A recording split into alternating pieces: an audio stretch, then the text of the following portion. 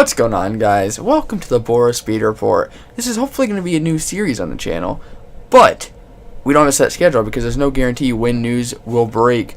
This first video clip we're going to show you is foreshadowing for what's to come. Watching Daniel Guerrero in that 15 Menard Chevy.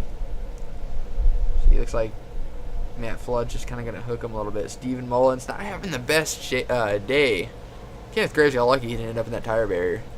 Yes, right there you see Kenneth Graves in the O2 spinning and just missed the pit wall. Unfortunately, the very next caution, he will not get so lucky, so to speak. A crash, he really had nothing to do with the start. David Cervantes clipping Anakin Swanson, and he just gets collected and gets impaled by the pit wall. You're seeing it on screen now. He was taken to a local hospital shortly thereafter, and there was no report of how he was until a couple days later today. Breaking news within 30 minutes ago. But Kenneth Graves' season is over. His career could be over. There's a small chance he'll get back in a race car for next season.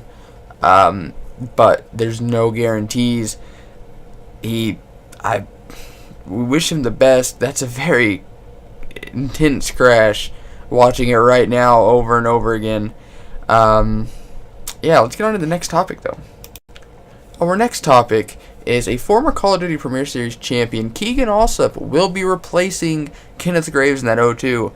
Now, Keegan won the Season 2 Premier Series championship, but his last season in BORA was all the way back in Season 3.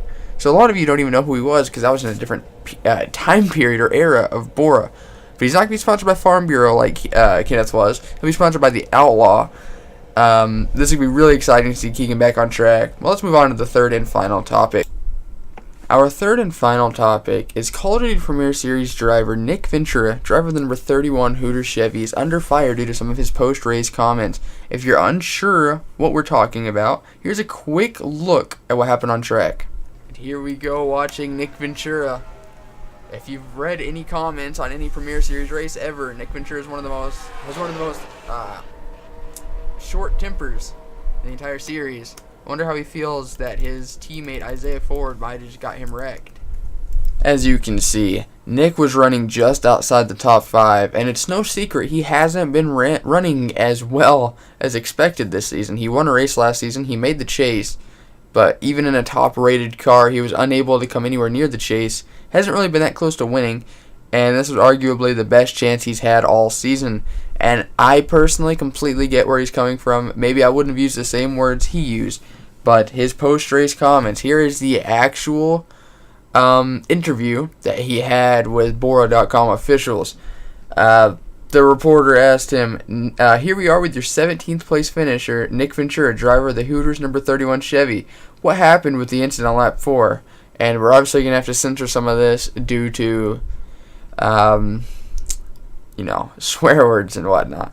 But Nick Ventura said, it's straightforward. I don't know how you don't know what happened. Effing Isaiah Ford in caps.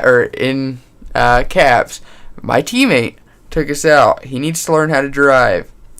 And that's a very upset Nick Ventura. Oh, I'm sorry, Nick. It's a very upset Nick Ventura.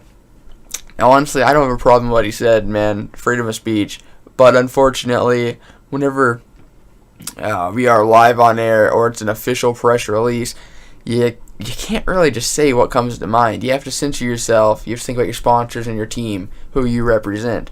So with that, Nick Ventura was docked 25 driver points, and his crew chief, him, and his car owner are fined $10,000. Now with that, I want to thank you guys so much for watching. Hope you guys enjoyed, and as always, we'll see you guys next time. Goodbye.